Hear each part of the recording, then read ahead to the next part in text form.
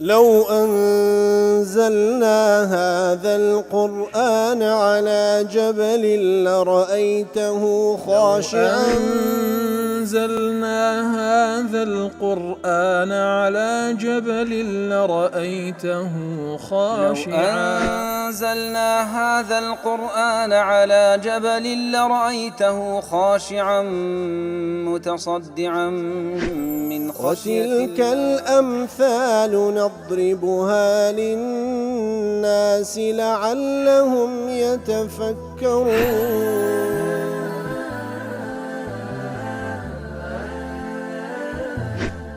الحمد لله والصلاة والسلام على رسول الله وعلى آله وصحبه ومن والاه.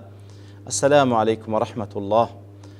بەڕێزان خۆشحاڵم لەوانەی 1167 لەوانەکانی تەفسیر قورئانی پیرۆز بێم و خزمەتتان بەمەبەستی ڕەزامەندی رب العالمین و هیوادارم ئێوەی ئازیز سوودی لێ وەربگرن.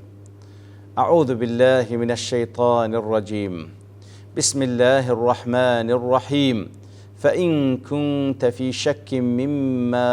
أنزلنا إليك فاسأل الذين يقرؤون الكتاب من قبلك لقد جاءك الحق من ربك فلا تكونن من الممترين.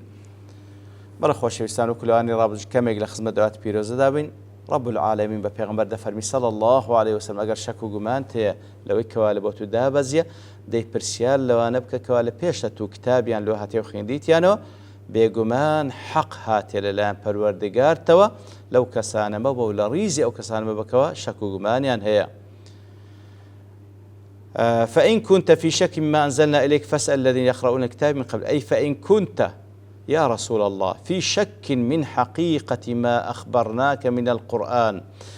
يا رسول الله أجر شك وجمانت لو حقتيه كوا هوال من بيداي لقرآن بيروس من أن بني إسرائيل لم يختلفوا في أمرك إلا من بعد مجيئك لأنهم يجدونك مكتوبا عندهم ويعرفونك بصفاتك الواردة في كتبهم. كواتا شكل لو حقته كوا بني إسرائيل أتوي تساق دناسن ودش زانن لكتابك خوان باس كريا صفاتي تو أجر شكل لو حقته كوا فعلا لكتابك أوان لكتابك أوان باسي صفاتي تو كرايا فاسأل أهل الكتاب الذين يقرؤون التوراة والإنجيل من قبلك. دي برسيار لأهل كتابك أوانيك لبيشتو توراة وإنجيل يا خيندي توا فإنهم يعلمون صحة ذلك. إتر أوان تساق دزانن راستو دروستي بيغمبراتي تو لبو أوان باس كرا أجر شك وقمانته لوي كوا بابلين صفاتي تو لكتابكاني أوان باس كرايا دي لوان ببرسة لعلماء كان ببرسة فعلا أو علامات مواصفات صفاتاني تلو باس كرايانا. ابن عطية دل مما أنزلنا إليك فإن كنت في شك مما أنزلنا إليك يريد به من أن بني إسرائيل لم يختلف في أمره إلا من بعد مجيئه. كواتا مما أنزلنا إليك بتابتي لسر أو بابة أجر شك وجمانته كوا بني إسرائيل همي متفق بون لو إد لو كتاب كان باس كلا كوا بيغمبرك دي أو وصفة كيتي لدواي هاتني تو كوا مطابق بلقال أو وصفة لكتابي وان باس كرابو أو زوان اختلافا لنوان بيدابو أجر أتوش شك وجمان لو حقته دي لوان ببرسا أزل. وهذا قول أهل التأويل قاطبة. أهل التأويل يعني أهل تفسير أهل تفسير بقشتي أو الرأيان كوا فإن كنت في شك ما أنزلنا إليك أجر شك ما تيلوي كوا لو دابزيا نقبل قشتي لقرآنك بالله بتاعي لو حقتي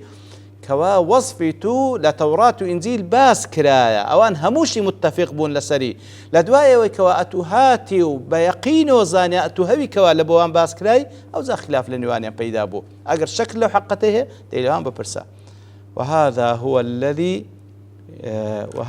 هو الذي يشبه أن ترتجى إزالة الشك فيه من قبل أهل الكتاب. كواتا أجر شك كمان لو حقتك لبوان باس كرايانا ديليان برسيار بك تاوك أو شك كمان نمينة. ابن القيم لأحكام أهل الذمة دله أشكلت هذه الآية على كثير من الناس زوريق لخلشي إشكالي درباري وآتلي بيداد وليس في الآية ما يدل على وقوع الشك لردا أو آتهيز مزالي أو تدانية يعني هيز إشارة التدانية كوا في صلى الله عليه وسلم شك لبيغمبرات خوي هبي ولا السؤال أصلا يعني أو تبرسيار بك أصلا كواتا أواتا هيز أو تيدانية كوا بيغمبر صلى الله عليه وسلم شك وجماني لبيغمبرات خوي هبي ياخذ برسيار بك فإن الشرط لا يدل على وقوع المشروط كواتا كمرز ده هندريته لو قضية شي معناها أونية كوا قضية رويدا بو مرزي معناها أونية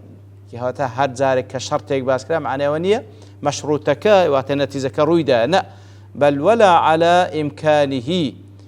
خواتا أصلا كمرزيك باسكرا لبو قضيك معنى أونية أو قضية رودة دا أصلا بلغش لسر أونية كوا إمكانش بيروب دا نمونه يدين توا وكخوا يقول فرم لسورة الأنبياء لو كان فيهما آلهة إلا الله لفسدتا أجر دو برستراو هبوا دو خوا هبوا على عرض آسمان كان أو لفسدتا عرض آسمان تيقدتون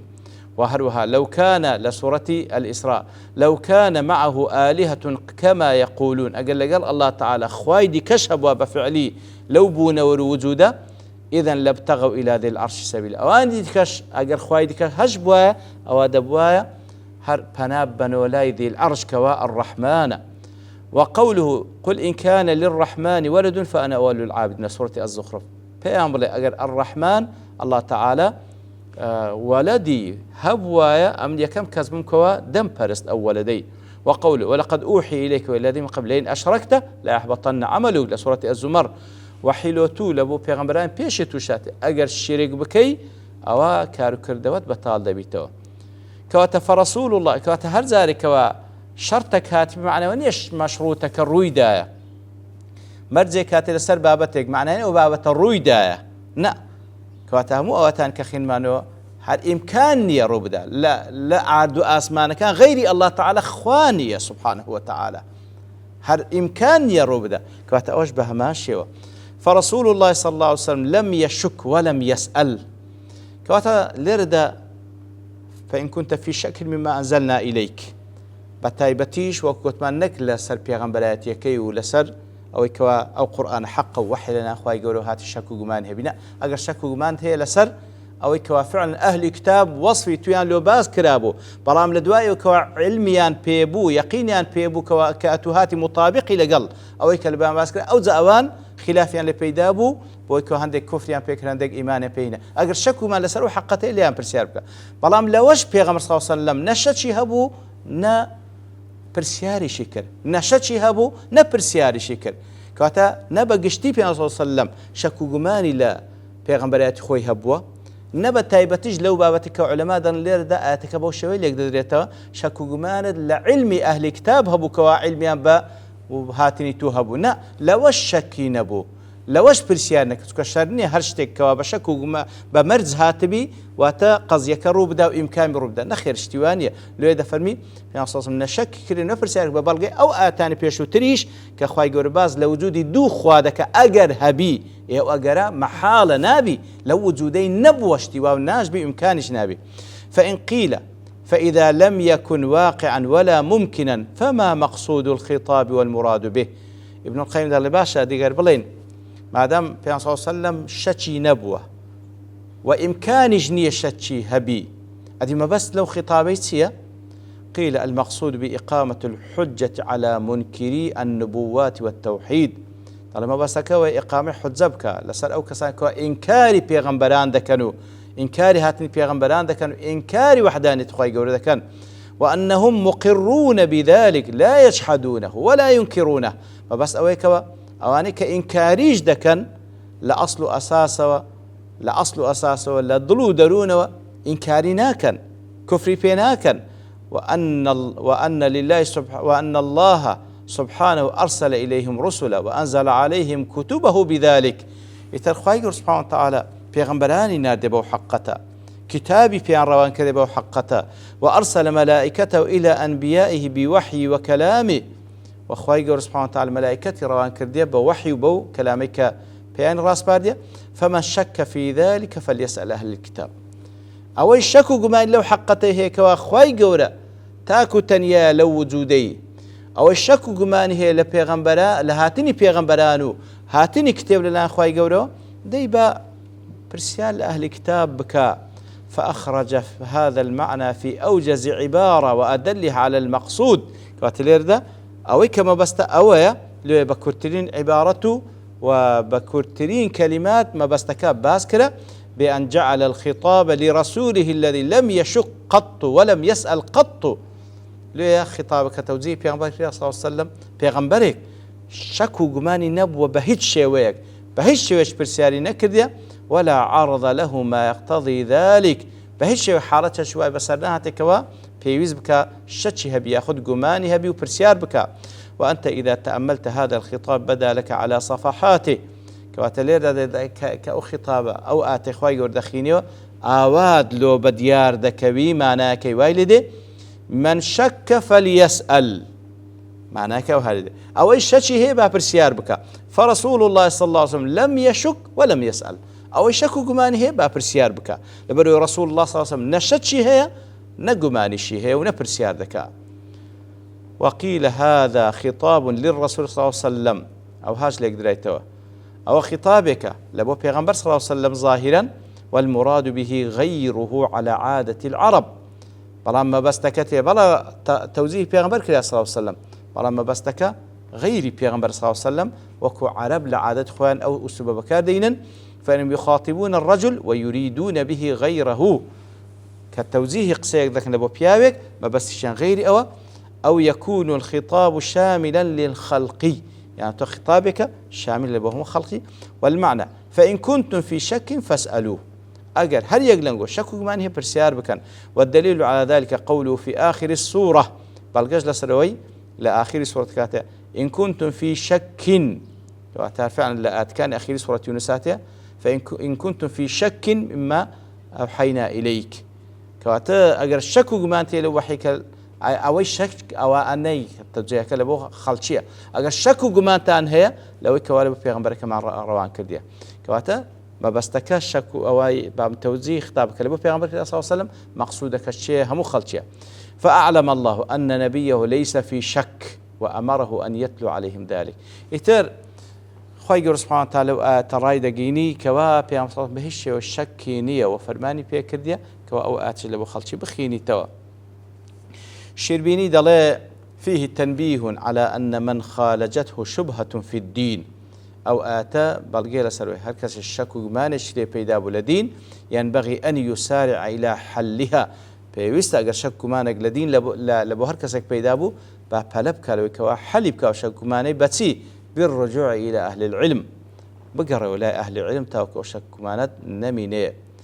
لا تفسير سعد ضلي ليردا برسياري بيش أن كثيرا من أهل الكتاب من اليهود والنصارى بل ربما كان أكثرهم معظمهم كذبوا رسول الله وعاندوه وردوا عليه دعوته. برسيار ليردا بيش إيدي زورق لأهل الكتاب لجولك ولديانا كان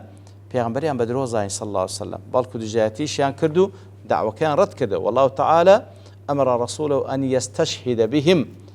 لكاتك دليل دا خواهي سبحانه وتعالى فرمان پیغمبر صلى الله عليه وسلم داوا لوان بكا اوان شاهدي بدن وشاهدي اوان ببتا حجة لبو اوي كوا اوي او هنايتي حق وراستا وبلقي لسروي كوا او پیغمبر خواهي كالبوان باس كرا يعني باشا اوان دجمناتيان كرا دي كو خواهي ورد فرمي لوان ببرسا. الجواب من عدة اوجه باتسان شويق ولام داتو. يكم أن الشهادة إذا أضيفت إلى طائفة أو أهل مذهب أو بلد ونحوهم كاتكوا بابلين شاهدان تدريت بال كومالك ياخذ أهلي مذهبك وأهلي ولاتك فإنهم إنما تتناول العدول الصادقين منهم ما بس تجلير دا أجر بابلين شاهدي درا بال كسانك وتاقمك وخلشي شارك ما بس لير دا تشين أواني كوا أهلي عدلا أواني كوا عدول رازقون ما بس أوا لوان ببرسري. وأما من عداهم فلو كانوا أكثر من غير فلا عبرة بهم بلام غيري أواني كوا رازقو عدلا أجر زوريج من هز اعتباريان لونا كري لبروي شاهديدان أصلا لشي ورد جيري لكسي كوا صادق ورازقو عادل بي وقد حصل ذلك بإيمان كثير من أحبارهم الربانيين بل فعلا أو شاهد يجدرا شاهدي زوريق لعلماء كانيان كوا فعلا خوا برست مخلص من لبخواي قورا وكو عبد الله كري سلام وهروها زورق لوانا وكثير ممن أسلم في وقت النبي صلى الله عليه وسلم وخلفائه من بعده كوات زورق لوانا كوالا زمان في أصوص إيمانهن يعني لدوايوي لزمان خلفاء كان وكو كعب أحبار غير أوانش. ومنها لو الله مشكر أن شهادة أهل الكتاب للرسول صلى الله عليه وسلم مبنية على كتابهم التوراة الذي ينتسبون إليه. كواتا لو الله مدوام لبو أوبرسيارك كردي واتا شاهدي داني أهل كتاب دقريتو لو شاهدي كتاب كان كوا بيان بخشر الله خواي قولوا لسزمان بيغمبر كان عليه الصلاة والسلام بيان قيشتيا كواتا كاليدا دفرمي لأهل كتاب برسا واتا كتاب كان أو كتاب حقي كالنا خواي قولوا هاتيا كتوراة وإنزيلة ببي أوي أو بيش أوي وان دسكاري بكان شاهدة لسر أوي كوا فعلا وصف وصفات بيغمبر صلى الله عليه وسلم لوين دري باس كرايا كالقرآن شاتي تصديقي أوي دكاتا كالكتاب كان بيشوت اللو حقائقانا باس كرا وهرو بتسان شويش كاج ولام داتو بلام لبر توابوني كات دوستين بابشتواني الله تعالى لواني داهتو دينو خزمة تفسيري أو آته. وصلى الله وسلم على نبينا محمد وعلى آله وصحبه أجمعين وآخر دعوانا الحمد لله رب العالمين. لو أنزلنا هذا القرآن على جبل لرأيته خاشعا أنزلنا هذا القرآن على جبل لرأيته خاشعا أنزلنا هذا القرآن على جبل لرأيته خاشعا متصدعا من خشية الله. وتلك الأمثال نضربها للناس لعلهم يتفكرون.